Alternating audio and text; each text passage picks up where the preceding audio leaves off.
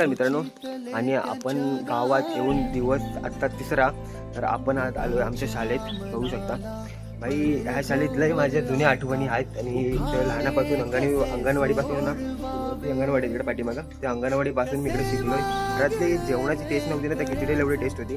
आणि मस्त की लाल चटणी, एकदम हॉटेल फिकाबा याच्यासमोर. कधी वाढले हे दुरावे कळे ना जुरे बाग, आता सुनी सुनी सारी का कळे नाशी हरवली पाखरे, हरवली पाखरे, हरवली हरवली पाखरे का कळे. एक अशी आवडती गोष्ट म्हणजे ही बघा,